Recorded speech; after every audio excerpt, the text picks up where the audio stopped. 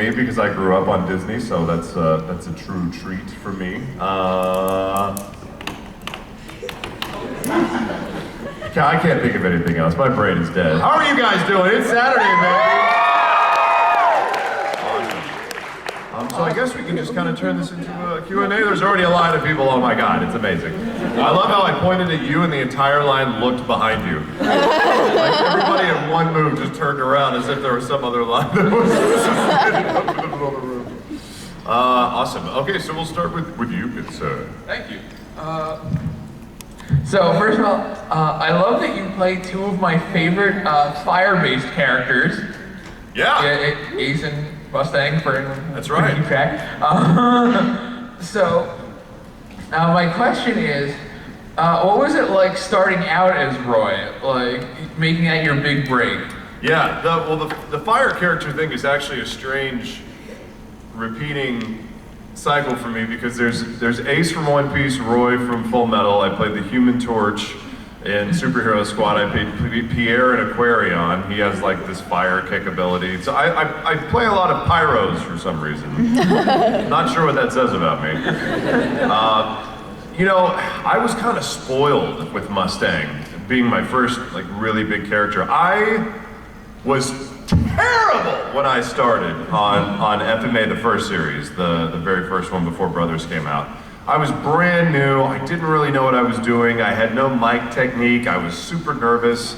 I kept trying to turn Mustang into a Super Saiyan. It's a true story. Mike McFarlane was the director on that show, and every time Mustang would snap, let me back up. So when the auditions for Fullmetal Alchemist were held, there's usually a binder, right? And each page has another character, and it'll have like a drawing of the character, his name, a brief description, and then a couple of lines that you'll read. And it said, you know, he's the Flame Alchemist. I was like, oh my God, that sounds amazing. And he has this glove made out of ignition cloth that when he snaps, you can create fire wherever he wants to. I was like, because all I've ever wanted was to be a Super Saiyan, you know, get really mad, scream really long, loud amounts of time, and then have my hair turn spiky and my muscles get all big and blow shit up with my hands.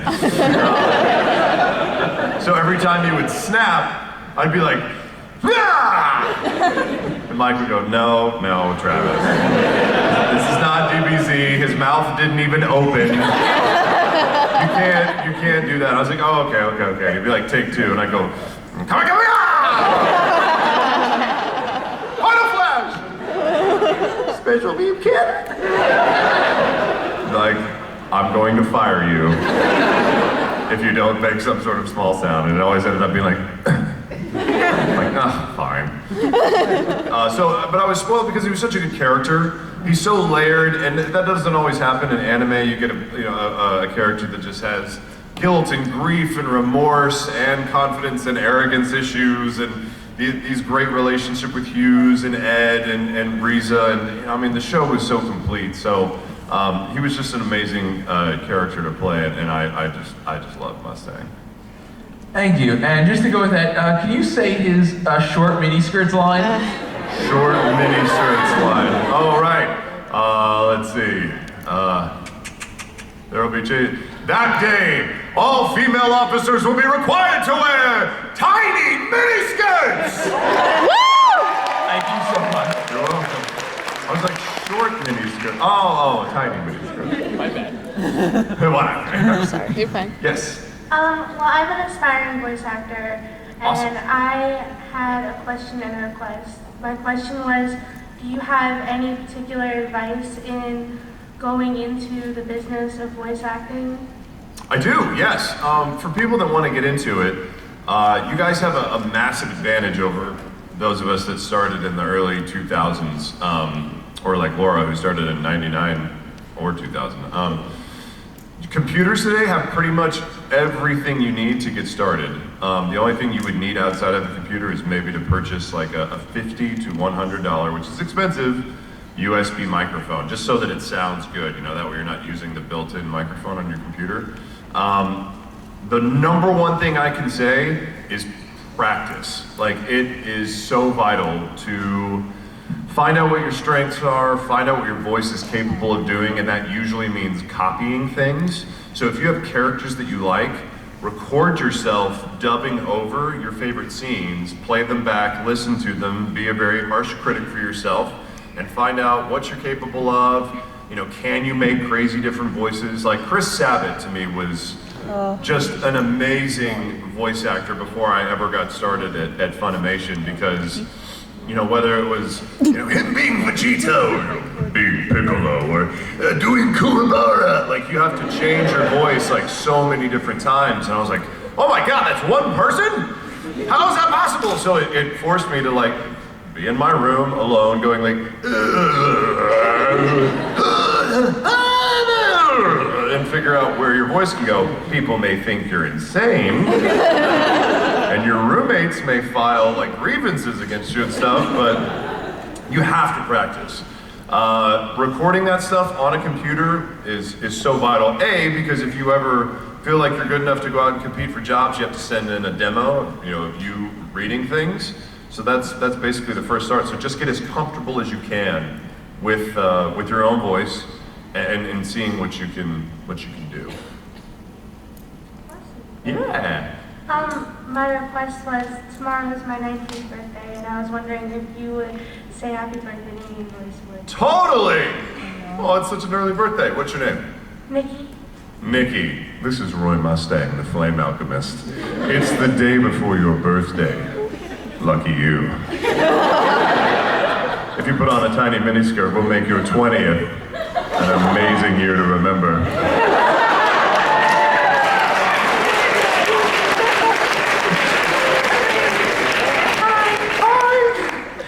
I just wanted to say that I'm a huge fan of you as Conda in D. Gray Man. Oh, nice. But my question's about FMA. What was it like coming back after the break from the first series to Brotherhood? It was really strange. It was it was a few years actually.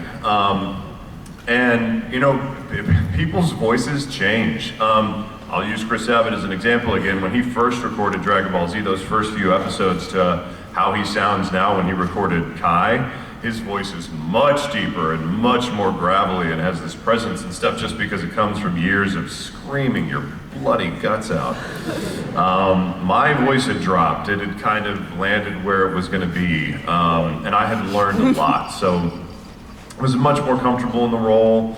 I had more of an idea who Mustang was, what he wanted to do to mess with Elric, what he wanted to do to motivate him, to inspire him, to put him down, how to mess with Hughes, kind of the relationship between Hawkeye and Mustang too.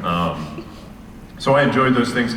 What I was really looking forward to though was, because it was based so much more closely off the manga, was the fights between Envy and Lust. Yes. And they were just animated so brilliantly that when I saw the subtitle version, I was extremely intimidated. So I was like, oh my God, that's the best thing I've ever seen. Mustang's insane. You know, he's sitting there like holding open this chest wound that he has soldered closed. He burned it closed, and then he delivers these amazing badass one-liners. So I just wanted to get it right, and so did Mike McFarlane, the director, and we took our sweet time getting that, just the way we wanted it. Especially the fight with Envy, because he's just lost his mind. He's pissed. Yeah, he's so pissed. And it was great. When you can work yourself up into tears because you're just frustrated and angry, and you can feel that for a character, it's so rewarding, and you feel that much closer to them afterwards. So I love Brotherhood so much.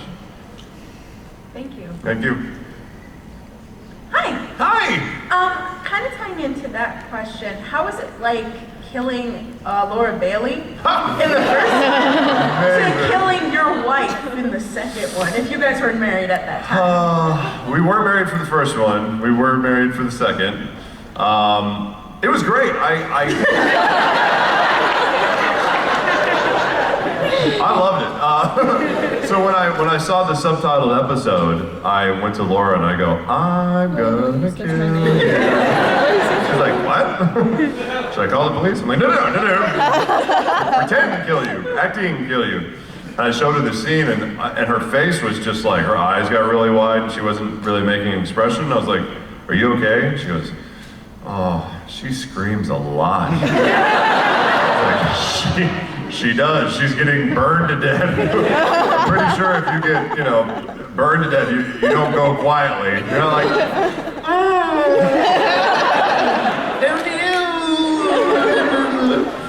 So she actually recorded that scene before I went back to Dallas to record it, and when she came back home, she came in, I was like, hey, how'd it go? And she was like, oh, it was a lot of fun. Oh my God, where's your voice? She goes, there was a lot of screaming.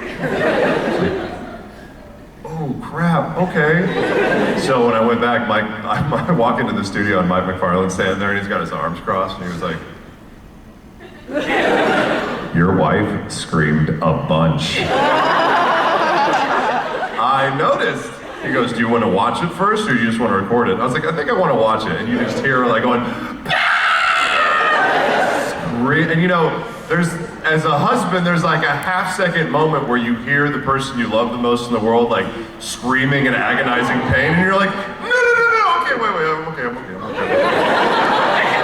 Right? And then you realize you're gonna have to listen to it like hundreds and hundreds more times. And I was like, oh, this sucks.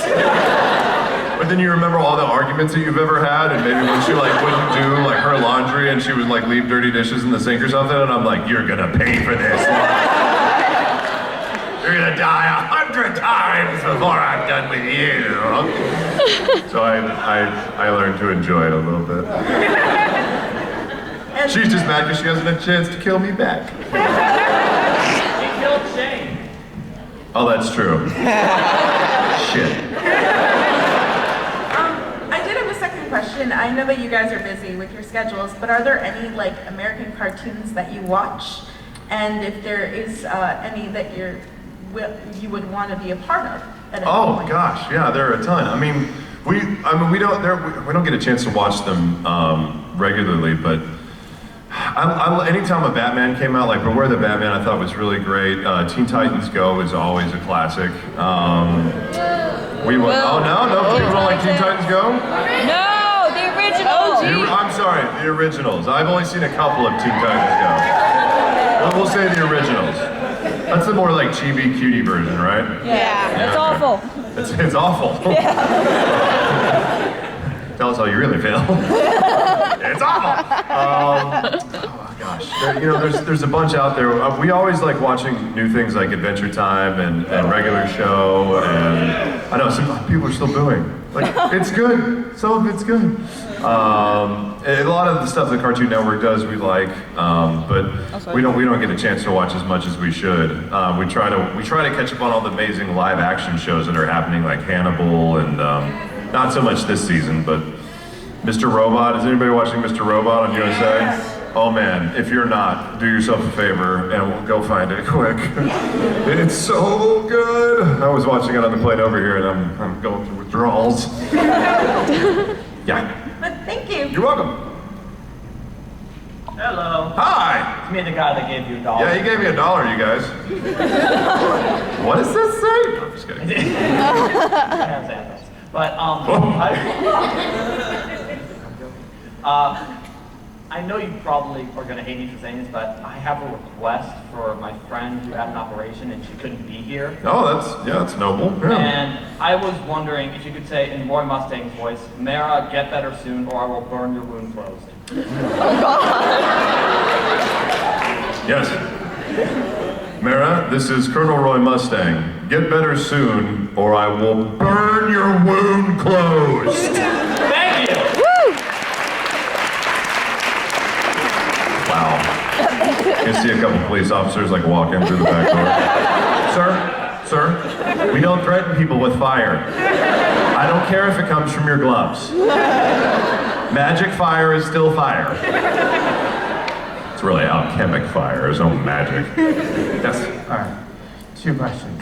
First one, can you recall your experience when you got to work with Andrea Romano? Oh, yes, I can. So Andrea Romano is one of the most celebrated, decorated directors in the business. If you ever watched the original Batman, the animated series, that was her. Pretty much any straight-to-DVD production that Warner Brother makes, that's her. She's worked in a million different things, and she's so knowledgeable as a director and comes from an acting perspective, so she really knows how to inspire her actors into some great performances. And the first time that I worked with her was as an actor on a direct to home DVD production of Batman, and it was like, I'm trying to remember if it was the Arkham one, whatever. I was basically just a cop, right? So I got killed as a nurse, killed as a cop, and then was like a prison security guard or something like that. But you know, when you meet her for the first time, you're like, whoa, on hologram. All right, second one. How did it feel to do Knuckles the way he was in Sonic Boom? So is anybody watching Sonic Boom, the TV series? No. Okay, so like the game might not. The game was actually pretty bad. It was kind of broken. But the TV series we are having so much fun with, and when we. Who wrote this? I just looked at this notepad that's sitting in front of me and it says, "You're not cheating on me, are you?"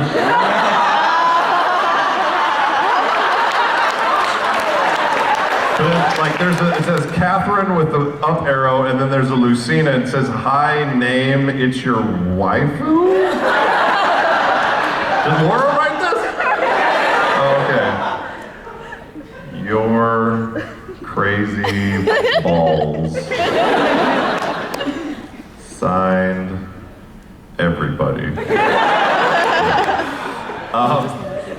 So when we went in for Sonic Boom, they were trying to figure out what kind of character dynamic they wanted the different characters to have, because in my opinion, just in my opinion, before Sonic Boom, like, you know, Knuckles was really competitive with Sonic. He loved treasure. He was very protective of his habitat and his island, and that was kind of it, you know? It wasn't a really interesting character, and they wanted to explode Sonic and Tails' relationship, the frustration between Amy and Sonic, her secretly loving Sonic, and bringing in Styx, being like this paranoid person, and they're like, "So what do you think about Knuckles?" And I was like, "Well, I mean, if he's anything like me, he could be kind of stupid." And they're like, "What?" And I was like, "I don't know. I mean, he's all like, from the drawing, you know, he looks like he skipped leg days, like all huge, and the upper body and everything. He's all wrapped up with that athletic take. He could be like the jock that has absolutely 3 marbles rolling around in his head." And they were like, "Well, what does that sound like?" And so we came in and we improvised, like Roger Craig Smith, Cindy Robinson, Colleen Villard, and I just like came in and improvised for 20 minutes, and we had the place rolling, mostly because of our character interactions, but mostly because Knuckles was just an idiot. So I love it. I love that he is just kind of dopey, happy-go-lucky, very altruistic, very loyal to his friends, has a good heart, but is just not getting it at all. 1 + 3 is what? That kind of stuff. So I love it. I love playing that character. That's really ironic that you found that. Anyway, so the Catherine thing, the line. I was like ironic because Knuckles is an idiot? No. I know, it was like face down. Oh wait, there's something else. There's like all this stuff up here. So I have 2 questions. Yes. The first one is, a few years ago, there was a cosplay girl, and she was dressed as Honey from Ouran, Yes. and you gave her a piggyback ride. Yeah. What was going through your mind then? Were you just like, yeah, sure? Were you like, I need to do this so nobody asks me again?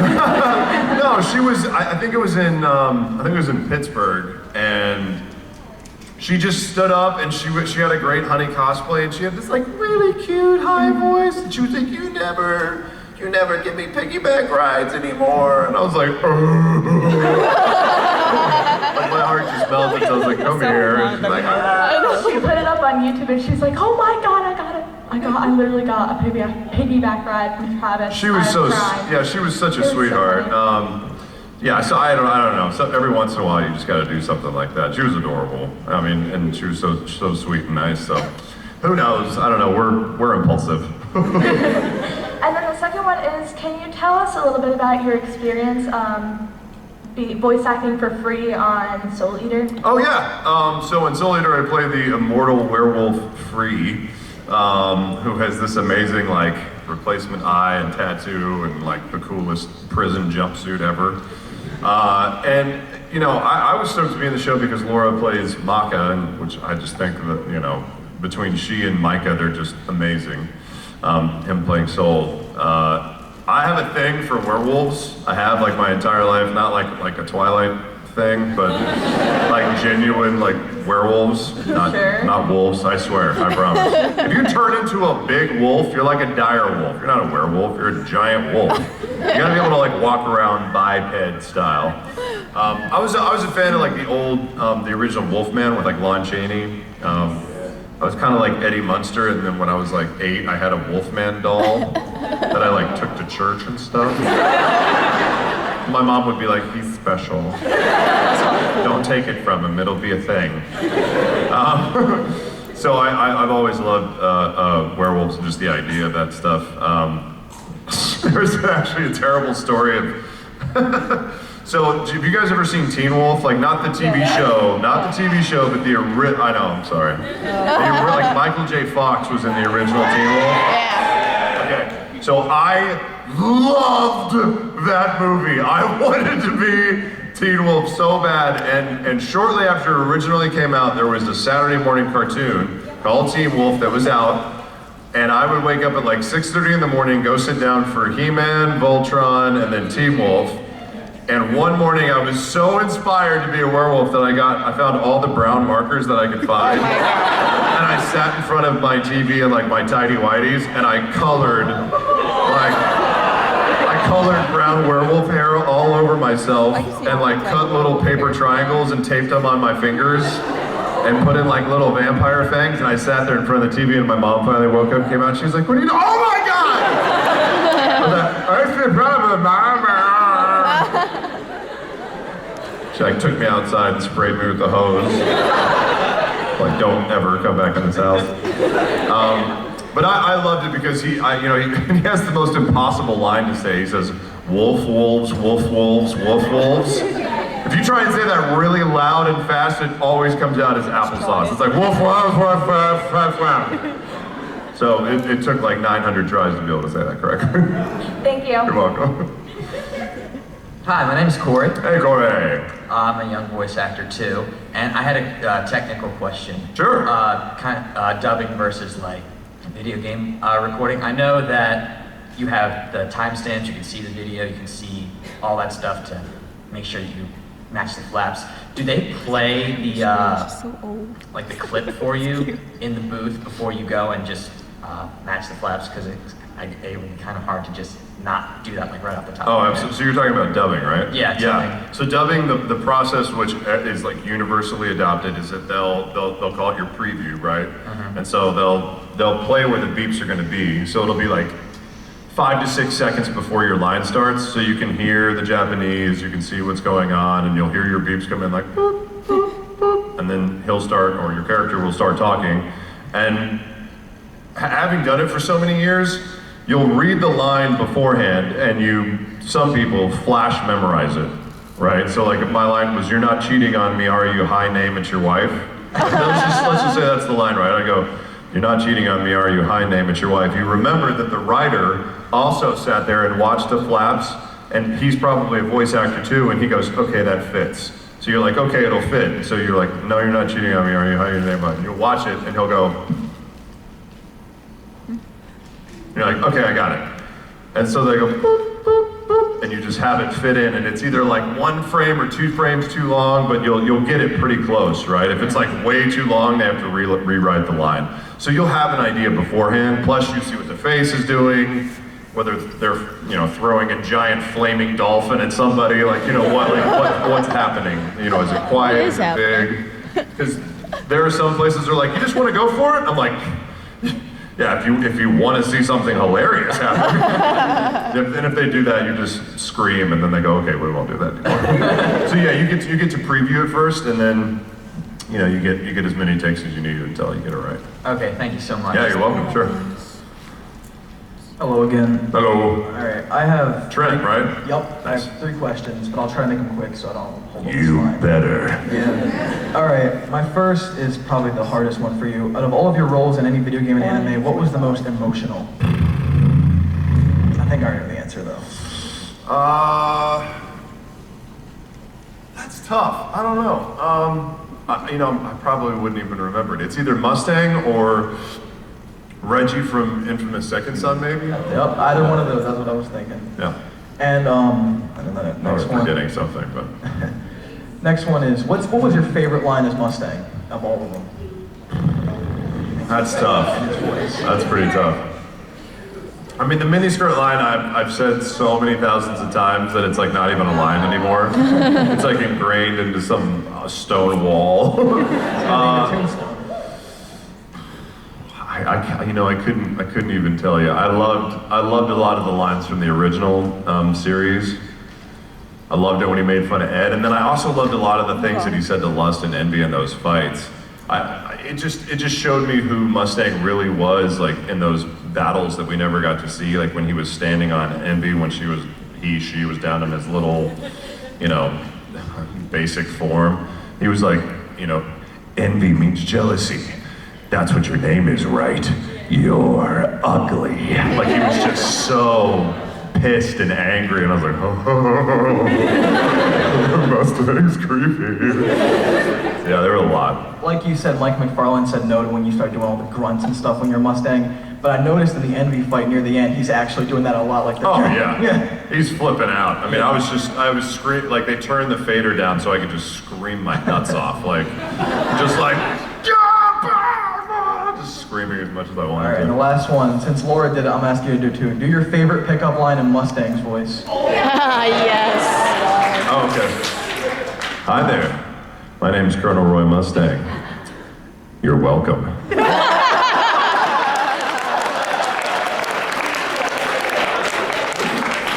right, thank you. Nice and short. Hello. Hey.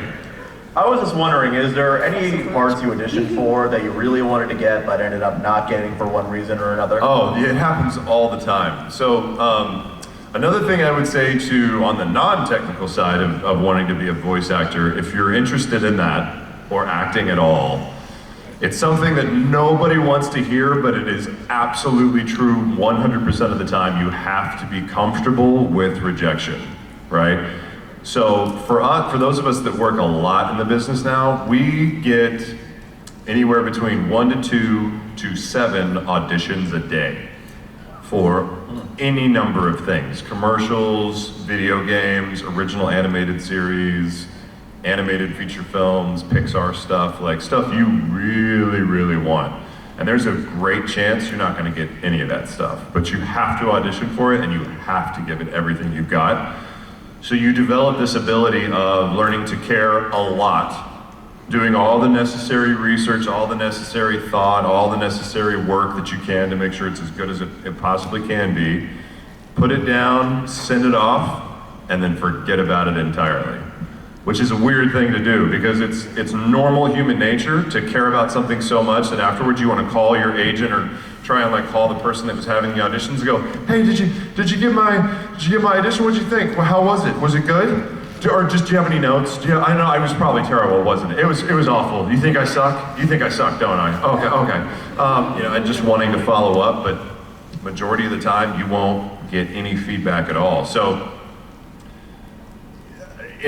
parts in particular, there were a ton. I couldn't really say what they were, but it happens all the time. But I mean, that's one thing about actors is that you have to be very headstrong. You have to know yourself, you have to know what you want, and you have to be very comfortable with knowing that you're just going to do the absolute best that you can. And sometimes that'll click, and it'll be what they're looking for, and sometimes it's not. And one last quick thing, what are some of your favorite improvised lines? Mori likes seashells. It's not even a real line, it was just in the outtakes, but I get that line more than anything from Mori, which is fine because all Mori really says in Ouran is, fancy tuna. He doesn't say anything. And it just happened in an outtake. Anime, we don't get to improvise very often because you have to stick to a script that's been translated and there's a strict code. In original things, there's a little bit more leniency because usually the writer is in the room, so you can just make it up as you go. But yeah, thank you. You're welcome.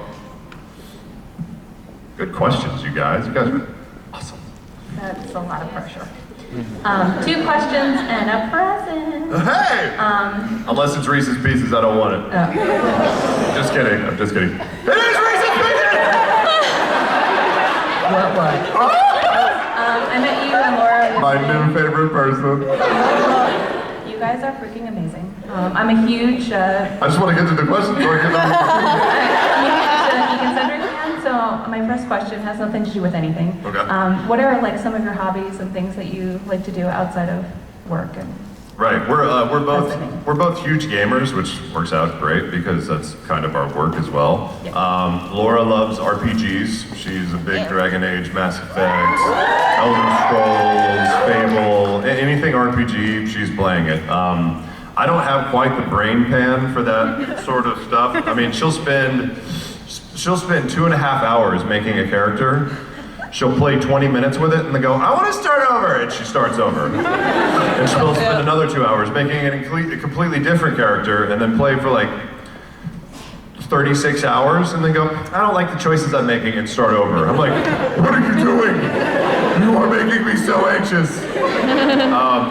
I tend to play more first-person shooters, third-person like Arkham Knight, Red Dead Redemption, Last of Us, all the Battlefields, Call of Duties, Halos, I love.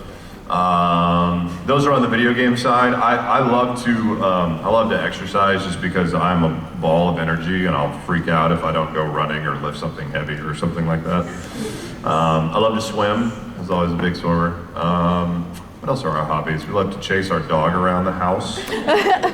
We love to commit crimes at night. Oh. Can I say that out loud? I'm gonna need the tape from this guy. Okay. Yeah, that's pretty much it. Laura's a very crafty person. She's like big time into craft. She makes quilts, y'all. Makes quilts. And you know, I'm like, grandmas make quilts. What are you talking about? You want to make a quilt, and she'll spend like 9 hours, and out comes this like gorgeous, completely comfortable quilt. And then she'll make 6 more. I'm like, what are you doing? She's very crafty. my second question is, I love watching you guys on Critical Role. What are your favorite things to eat while playing D&D? Yes, such a good question. Okay, who knows? I'm Italian, so food is like my life. Oh, beautiful. Who knows what Critical Role is? Okay. Yes, critters! So on Geek and Sundry's Twitch channel, every Thursday night at 7 p.m. Pacific time, there are like, so stupid, there are 9 voice actors that for the last 2 years we actually started playing D&D. Raise your hand if you played D&D. Right, so 2 years ago, I would not have raised my hand. I didn't know anything about it. I was just mildly curious. And Liam O'Brien, you guys know Liam O'Brien? He had a birthday party and he was like, for my birthday, I want us to play D&D. I'm like, what are you talking about? No, we can't do that. He goes, we will be drinking the entire time. I'm like, okay, I can do that. And we played this game, and within like half an hour, we were hooked. We played like 6 hours that night. We finished at like 3 in the morning. And for the last 2 years, like once every couple months, we would get together and play. And our group is a bunch of voice actors. So it's Matt Mercer, Liam O'Brien, Sam Riegel, Laura Bailey, myself, Oriana Kabla, Ashley Johnson from The Last of Us, and she's got her own show on NBC called The Blind Spot. And Taliesin Jaffe and Marisha Ray. I play a Goliath barbarian named Grog. Because I walked in and they were like, what's your character? I was like, he's a Goliath barbarian. Because you have to pick what you're gonna be. And they go, great, what's your name? And I was like, my name? My name is Grog? They were like, sure, you're Grog. And so every Thursday night at 7 we get together and we play this D&D game, but we do it in character. And I mean, role playing is a part of the game, obviously, but like when you've got a bunch of voice actors, we really go there, you guys. I mean, we go there. So Grog is like 8'7", you know, and he's naturally stupid. I have an intelligence of 6, so I can't read. I like shapes, colors, and shiny things. I like visiting the houses where you get lady favors. And What is that other thing I love all the time? Oh, that's right, ale. I like drinking ale. My most prized possession is my cask of ale. And we are all doing that the whole time. Laura is like this very elegant elf that loves to flirt with people and then stab them in the stomach. Scanlan, I could go on for hours. You guys have no idea how stupid it is. Plus, Matthew Mercer is the dungeon master, and he goes through. There's voice acting, and then there's Matthew Mercer. Like, not only does he tell the most descriptive stories of all time, like half the time I get caught watching. I'm just like. When he's talking, and then he'll drop into a character, and the character's Russian, or he's Scottish, or he's Irish, or he's French, or he's Spanish, and it's, of course, a perfect accent, and he will conversate with you. So he'll ask you a question, you gotta be in character and like throw something back to him, and he'll respond, and all of a sudden you're just like going back and forth. So like regular D&D players are like, whoa. I was not told there would be accents and dialogues and different dialects and things happening. So it's kind of nuts. We have like 8,000 to 10,000 people watch every Thursday. We've got a huge community of people that are following. It's so much fun. Your question was what snacks do we eat? Yeah. The most important thing. Reese's Pieces is my number one, right? 2 would be chips. I sometimes go between regular pretzels and Ruffles with ridges. Lay's are also good. Don't boo my chips, I will beat you down. Sometimes I go Fritos. Sometimes I'm feeling like I'm in a Cheeto mood and I want to have orange crap all over my fingers. If I'm feeling really saucy, I'll go Cool Ranch Doritos because I don't care. And my breath will be stank as hell. Because let's be honest, people, if you eat half a bag of Doritos, ain't nobody want to be near your ass. You think it doesn't smell? Guess what? It does. Or the worst would be sour cream and onion. Like, you just forget it. No shame. Yeah, you have it. You might as well just be like, I'm living free! Sour cream and onion, I don't care! Oh, and ginger ale. Ginger ale usually mixed with some sort of, yes, Canada Dry, mixed with some sort of alcohol. Yeah. Yeah! Talk about booze! More booze! Does that answer the question? Perfectly. Can I bring this to you? Yes, perfect!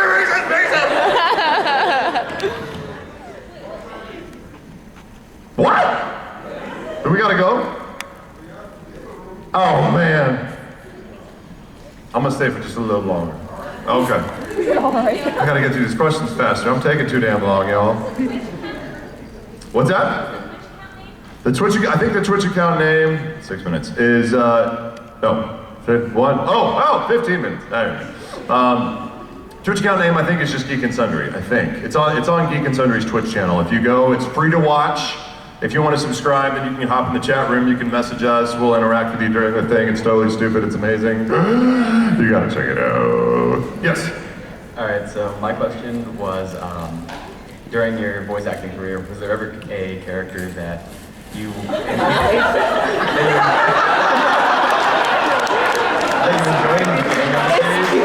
as the series grew on, you didn't enjoy the character as much? Was there ever a character like that for you? The problem is these are so crunchy, I didn't hear anything you said. No, I'm kidding. Yes, that normally only happens if, there's some like weird twist in the writing, or if the character is very hard to voice.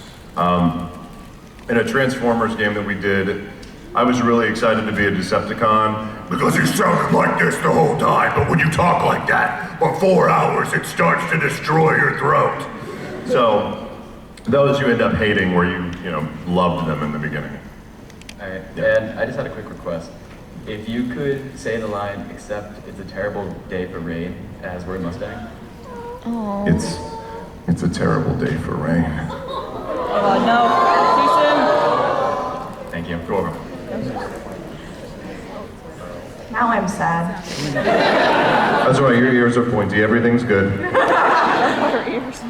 So, my question is pretty basic. How are you feeling today? I'm so happy, oh so happy, I'm so happy and witty and gay. Thank you. Well, if you're so happy, and obviously you're feeling good, are you feeling good enough to rage? I would like to rage. Thank you. You're welcome. And my second thing is, do you remember Talon's voice? Because I noticed Laura didn't. Talon from League of Legends? Yeah. Yeah, he just basically talks like this. Can you say, "Ugh, I lost another blade. I wonder who it's in this time"? Arg, I lost another blade. I wonder who it's in this time. Thank you. You're welcome. Hi. Hi! Can you please say hi to my friend Patty who's working right now? Patty, what up? Why you working, girl? It's Saturday, and it's a party. I got Reese's Pieces. Get your booty down here. Is that too much? What was it like to fight up against Fury Bradley?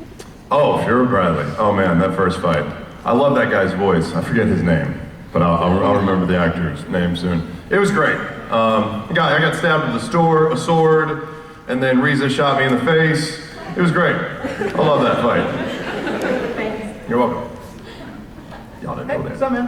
What's up?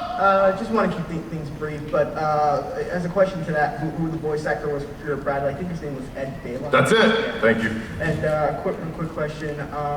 You play like one of my favorite characters. I love Roy Mustang and Ace all the same, but the best one that stands out of all of them is like King Gaius from Oh yes, Yeah. King Gaius. Yes. Can you just tell me like he plays I think he's like two different people in like both sequels. So like It's hard for me to even keep track of. Yeah. Like, I think there are like different stories, different timelines. Plus, it's never explained very well. There are a few games that we work on. You guys might be shocked by this. Like for Fire Emblem, I don't know what that story is about at all. They don't tell us very much. There are sometimes we come in and there's a limited amount of time, and they'll go, "Okay, you're playing this character Lonq, and you've got a sword, and yeah, let's get started." Like they might go, "So in this line you are frustrated with who you're talking to. In this line you're sad about what's happening." Okay, so we don't really know like who the characters are, what we're doing, because it's kind of a time-based thing. And then afterwards, people are like, "I love your character in this game." And you're like, "Oh God, I don't know anything about it." And so we had to find out afterwards. And Gaius is one of those ones where like, "So it's the same character, alternate timeline and story. So your character," I'm like, "Just does he sound the same?" And they're like, "Yes." And I'm like, "Okay, let's just do it." So there's sometimes we don't know, but Gaius is like wonderfully arrogant, wonderfully cocky, and then sometimes very remorseful, and he's so much fun to play because he's very chesty when he talks. all right, well thanks. Yeah. Hi. Hi. Okay, so I have one request, and it would mean the world to me if you did it. Could you recite Roy Mustang's voicemail? Oh God, is this the rap? Yeah. Okay. I have the lyrics. Yeah. So this thing is part of like the FMA OTAs, and You better film this. What's that? Oh. Where's your brother at? He's in that raccoon. Oh. Hi, Rigby. Oh, snap, snap, spark, spark. It's time to light up the diggy dark. I'm the flame alchemist, and I'm gonna be Fuhrer. My beats are hot, and my rhymes are pure. Like the ladies in the mini skirts, I'll be posing in the mirror without my fancy shirts. I'm gonna set your heart on fire, whoosh, whoosh. And you know my heart burns bright too, kaboom, kaboom. My firepower tonight is feeling just right, kablam, kablam. Wiggy, wiggy, wiggy.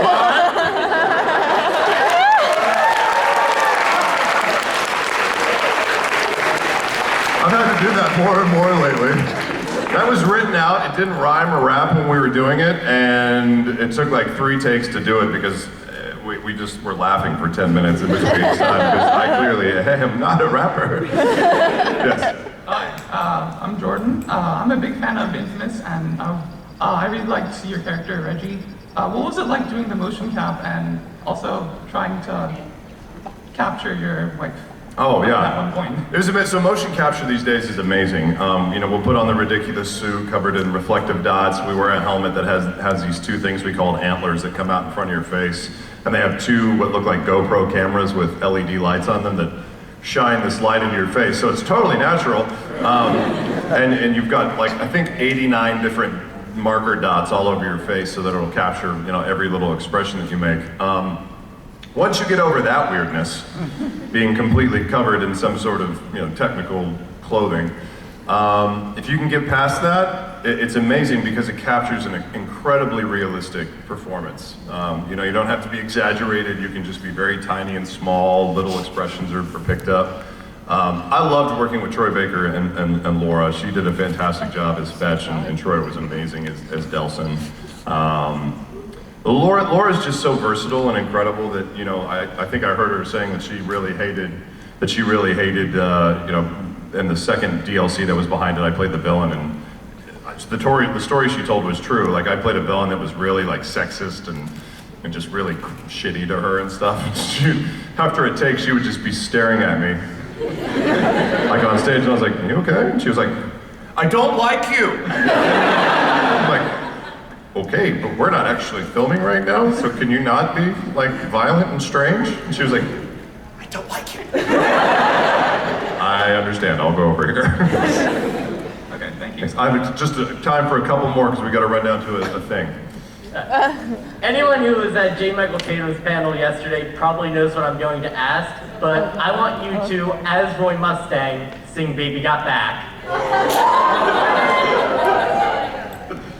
What if I say no?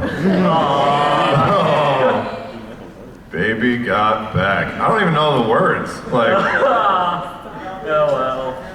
oh right. Thank you. I needed that jump start. I like big butts, and I cannot lie. You other brothers can't deny. When a girl walks up with an itty bitty waist and a round thing in your face, you get sprung. Thank you. So, thank you for the jump start. I was like, why don't I remember how this starts? Hi, I've got two quick questions. First, could you say a pickup line in Gaius's voice? Oh, geez. Hi, my name is King Gaius. You're mine. Also, how do you feel about being the only Tailsman who is animated with nipples? Excited? Thank you. What's your biggest claim to fame? I got nipples!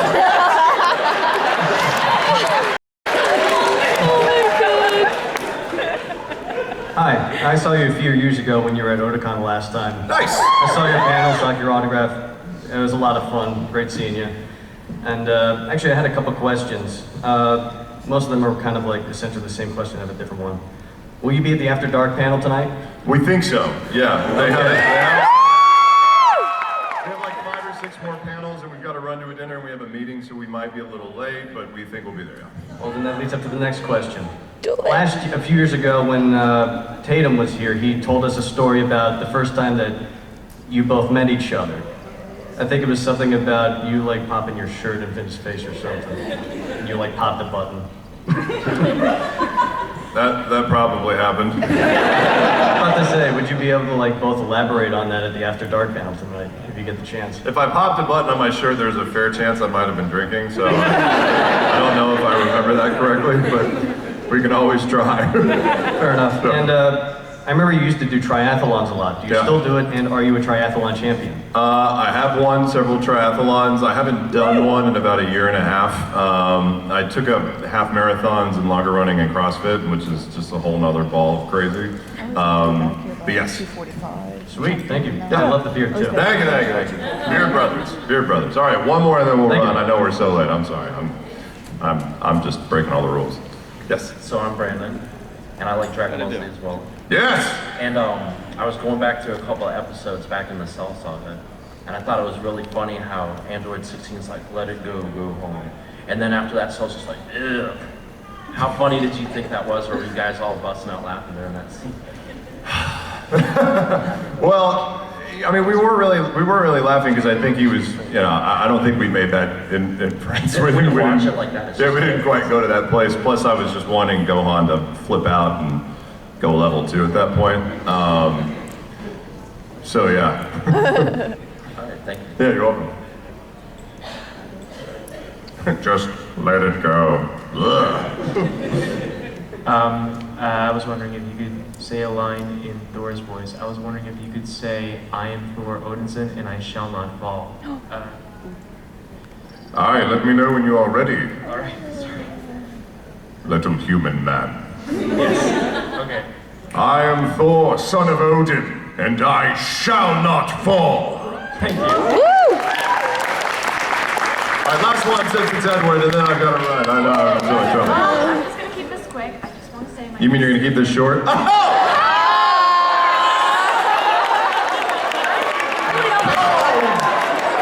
the mic! I'm 6'6", sir. That's cool, I'm 6'4". What are you talking about? I know, we're gonna start snapping. Snap like catch me on fire. Don't make me snap. Anyways, I just want to say that I act a lot and I'm an aspiring voice actress and I really like your acting and I just wanted one advice. I come from like a small town in Pennsylvania, so if you're like in a small town and wanting to be something so big, what's your advice for going far? So the realistic answer for that is you do have to be where the work is. Like there's no limit on the amount of practice that you can do, the amount of recording of yourself that you can do. YouTube is an amazing thing because as you've seen, if you put up something that's really good, people take notice, it goes viral, you get a lot of likes, you get a lot of comments, and then you can say like, I performed this voice, it has this many likes or views. That's always a tool. But if you're looking to like start, you have to go somewhere that has some sort of work available. You know, so you're in a small town outside of in Pennsylvania. Pennsylvania. So I mean, if there's any regional radio work, right? That's always something because getting behind a microphone, having somebody that's not yourself direct you and like, you know, so if you look for that sort of work, that can start to give you an idea of what to do. If you want to be in anime or video games, you have to go to the places that work on them, and my top suggestion is DFW because it's not as crazy expensive to live in as New York or LA, and they're more open to new people, but they are open, you know? I mean, they listen to people all the time, and if you're good, then your work will just stand for itself, but you do kind of have to be there. Micah Solisa is a great example. He lived in Hawaii. Oh, yeah, I saw that. And he sent a demo in, and they were like, "Hey, this guy kind of sounds like Johnny Young Bosch. He's got a good voice. We should give him a chance." And they were like, "Hey, can you be here on Thursday?" And it was like Monday, and he goes, "Yeah," and he booked a flight and flew from Hawaii to Dallas. And just did like 30 minutes of recording. They're like, "Great, we'll keep you in mind for other stuff." He came home, flew all the way back for the second time, and he ended up having to move, but he wasn't there. So you have to like go to the place to make it happen. Okay, that's good. Cool. Thank you. Thank you guys. I got to run. I got way over.